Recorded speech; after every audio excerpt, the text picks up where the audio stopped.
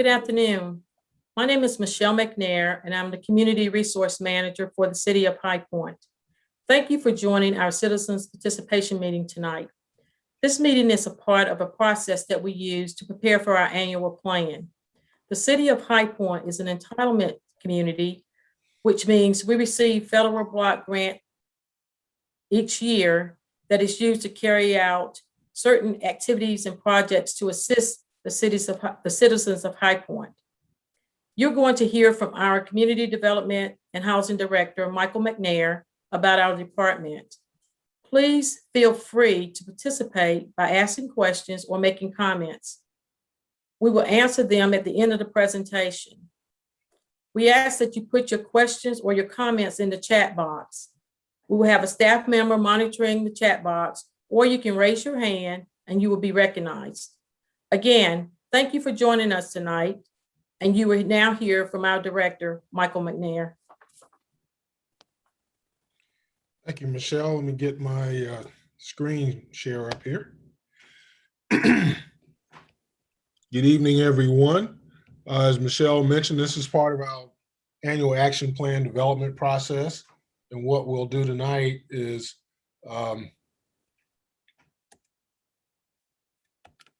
okay, my screen is not advanced. There we go. What we'll do tonight is talk about several areas of program activities that we're currently doing, many of which will be continued in the upcoming year. So first, we'll talk about strengthening neighborhoods. We'll briefly cover the action plan overview. We'll talk about current activities, and then we'll get into our schedule of upcoming events and meetings. And then, as Michelle indicated, we will have an open discussion and answer any questions at the end. Strengthening neighborhoods is our overall objective. It's a way, we look for ways to make a difference in the community, and we use a variety of programs and activities ranging from affordable housing to neighborhood and economic development and homeless services and strategic code enforcement. Some of the activities that we engage in, some you may have heard of: Core City Homebuyer Incentive Program, Operation Inasmuch, Volunteer Income Tax Assistance, and single and multifamily development, as well as community gardens. This year, our program year this year is a 2021-22 program year. It's the second year of our 5-year consolidated plan. The plan will describe the activities that we plan to implement and address priority needs that are identified in the 5-year plan. So as you can see, affordable housing, homelessness, home ownership, and so forth. And we'll be looking to continue many of those activities. This plan is available on our website if you'd like to take a look at it. You can see the web address on the bottom, but if you go to the City of High Point website and go to the Community Development and Housing Department, you'll see a link for plans and reports. We receive, annually, we receive CDBG funding, which is Community Development Block Grant, and we receive home program funding. Home doesn't stand for anything, it's just home.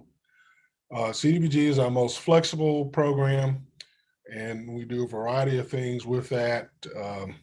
As you can see, housing repairs, actually suitable living environment, and we look for ways to expand opportunities. The home program is specifically for housing, so that's build, buy, or rehabilitate affordable housing or home ownership or direct rental assistance to low-income people. We also have a direct allocation from City Council using general fund dollars for Operation Inasmuch, which is a very successful program where we partner with churches and neighborhoods and nonprofits to do repairs in selected neighborhoods.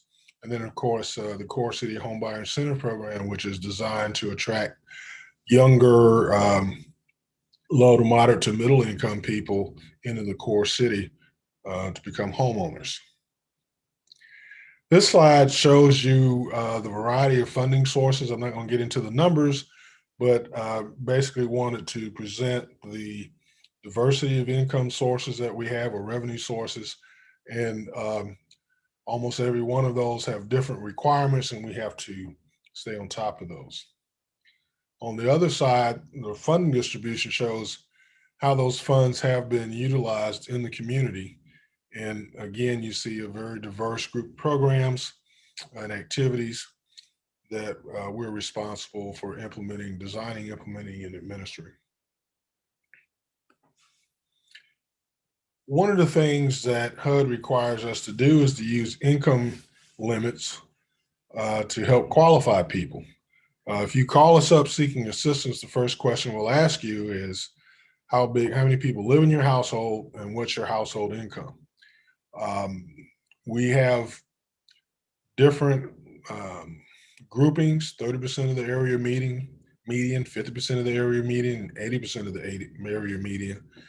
The 80% is the max that we can assist. So you can see by example, if you have 4 people in your household, maybe you and your husband and 2 kids, or husband and wife and 2 kids, the maximum income you could have would be $52,900. If you go over that, we can't assist you. One of the things that we're heavily involved in, beyond just the physical construction and development of housing, is what we call community capacity building, where we work with neighborhoods. We provide public service grants. We also do a lot of work with in the homeless arena. And of course, we have a very successful volunteer income tax assistance program. And then we also have a comprehensive code enforcement. City Council has made code enforcement and blight elimination a top priority for us. And they have been investing significant amounts of money over the last 4 or 5 years, and we have been working to eliminate a lot of blight, a lot of abandoned housing. I dare say that if you live in the core city, you've probably seen some houses that were pretty ugly that are now not there anymore. We also had this past year, we received a special allocation of CBG funds to deal with the coronavirus. And this just shows you a list of the agencies that were awarded contracts. We received an allocation of $552,706. We allocated $354,363, leaving a balance of $198,343. That balance was allocated by council on the 15th of February to 4 agencies to basically provide emergency rental and utility assistance. And 1 agency will provide, in addition to that, mortgage assistance. We still have another allocation of $588,681, and we're still exploring the best use of those funds in the community. This slide shows many of the agencies that we partner with. I trust that many of these are familiar to you, but again, just wanted to demonstrate the range of partners that we interact with. I mentioned earlier the volunteer income tax assistance program. Just wanted to point out that we've been doing this since 2006.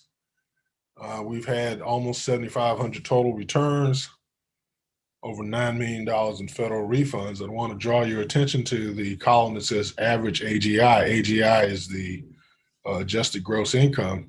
And it tells us that when we look at that, that the funds are going to the people that need it the most. The volunteer income tax assistance program is free. People get free assistance to file their taxes. It's been very successful, and we look forward to continuing it. It's ongoing right now, and we look forward to continuing that program for years to come. Mentioned earlier about blighting influences. As you can see, when you have properties in your neighborhood that look like that, they really weaken your neighborhood and helps to destabilize them. So I'm glad to say that all these properties that you see in the pictures are gone. They're no longer there, but several of them have been out there for years, 10, 15 years even. So council made that a priority, and we have been focused on that over the last 5 years to get that cleaned up. This is Local Code's monthly activity report. We have to actually report to council every month as part of their strategic update. They want to know what our status is, what type of activities we've been involved in. As you can see, minimum housing complaints. They want to know how many properties were demolished, public nuisances, and zoning. Total active cases last month was 455. Now that's down because of the pandemic. Typically, we average 600 to 700 cases a month. But we have 6 code enforcement officers that are out in the field regularly. We have a neighborhood leaders council that we work with neighborhoods. These are officers from different neighborhood associations. You can see a list of neighborhoods that we're working with, and there may be neighborhoods that you belong in. If you see your neighborhood and you're not involved, we'd hope you would get involved. One of the things that we like to do is bring in city officials to talk to neighborhood leaders. Up at the top was an assistant city manager. I think he's talking about the stadium. And then you have former police chief who's providing crime updates. Oftentimes the neighborhood leaders will request a particular government official to come in, and we'll bring them in, or other speakers. That's something we've always been willing to do. One of the things that we're also heavily involved in is community gardens. Community gardens actually have a large impact in helping neighborhoods kind of come together. Becomes almost a meeting place. People get their gardens going, they interact with each other. They may share food, they share seeds, but it's very positive. This kind of gets people outside and interacting with each other. That's always a good thing for strengthening neighborhoods. Affordable housing activities, you can see 3 examples. The house at the top is a Habitat home. The house at the bottom is out in Southside. And the multifamily on the right there is Kirkwood Crossing, which is off of Hartley Drive, I believe. So we're regularly involved in all of these, and we're constantly trying to get more product out there to give people housing opportunities, affordable housing opportunities. Operation Inasmuch is a program where we identify a neighborhood, we reach out to the homeowners, offer them free repairs to their homes, get that all organized, and we have a 1-day blitz, so to speak, where we bring in a variety of churches, volunteers, nonprofits to make that happen. It's been a very successful program. Our homebuyer assistance program, one of the objectives I told you before was to encourage moderate to middle income home buyers to move into the core city.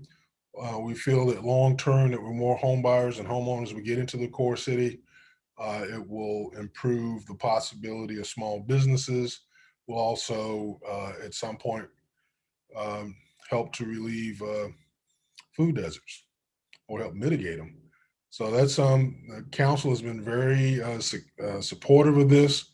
There's been over $1 million since 2015-16 that have been expended or reserved in that effort.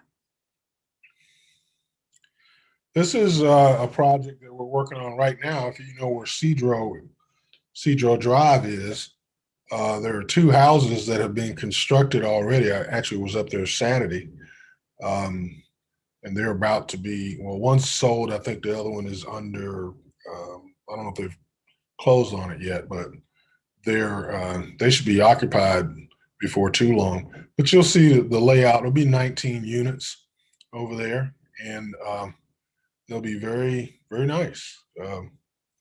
We like to, in the housing that we develop, we try to make it state of the art and kind of offer the best housing you can get at that price.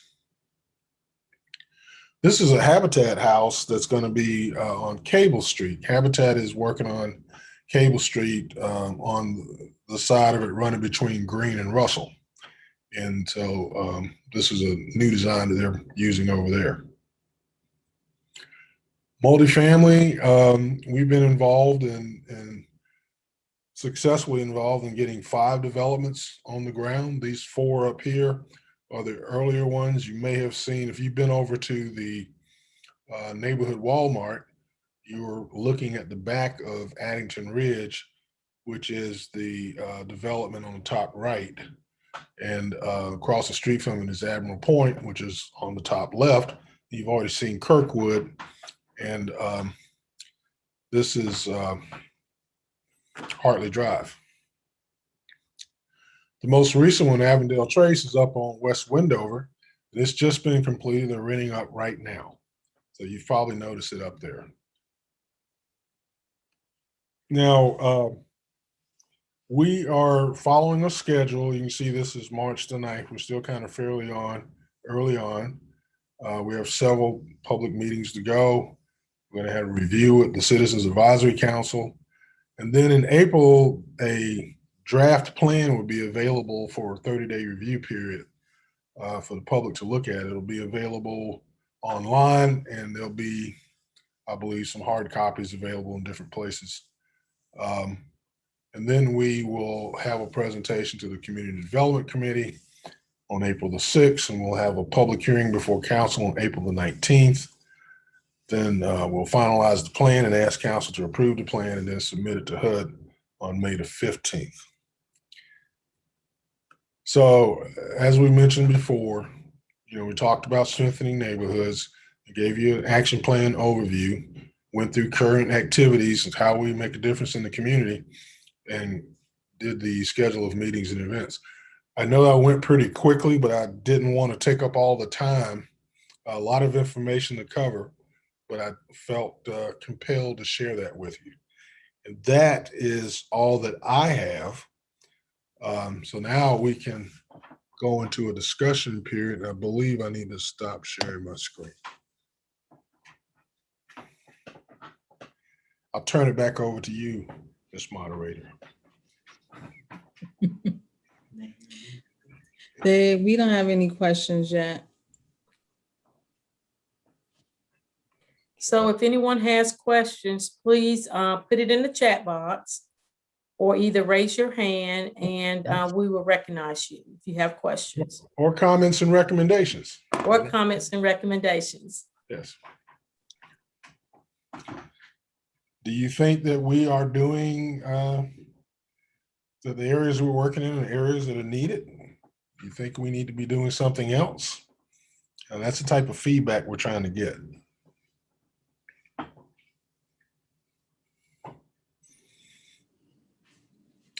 What do you think, Mr. Sims?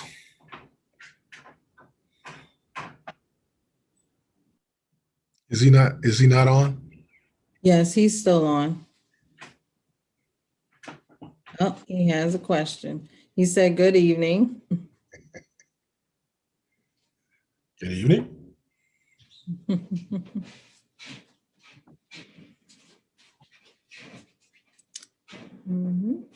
Oh. No questions, great presentation. Thanks, sir.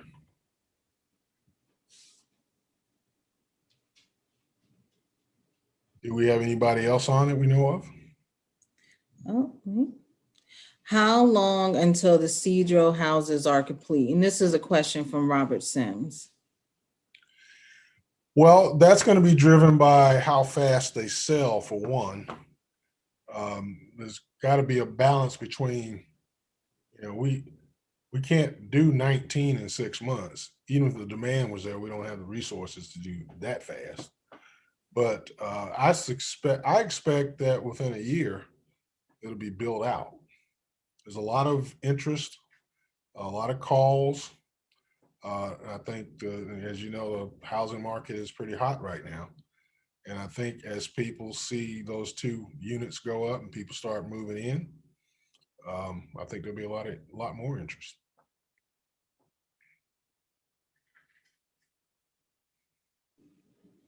Okay. Robert asks, how can someone apply for purchase? Those houses are being built by Community Housing Solutions, and they're being marketed by and listed by the Housing Consultants Group. They are on the MLS. They can contact the Housing Consultant Group directly. Sophia Crisp is the executive director, and I don't have her number before me, but I believe you can Google Housing Consultants Group and find out. They have an office in High Point and an office in Greensboro, and you can call either number and get somebody. Also, if you would look in the MLS listing, there should be information there as to how to contact the agent. Or for that matter, if you have an agent and you tell them you're interested, they will make the connection, the contact.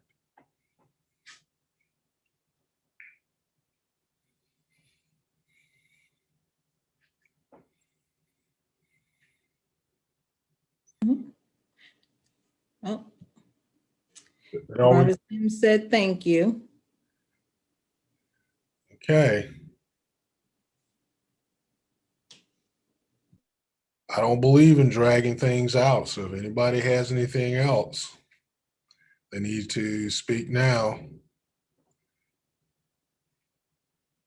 We see each other all the time, so we don't need to sit here and look at each other. so,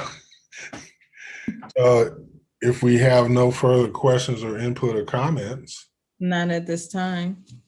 then we will close the meeting.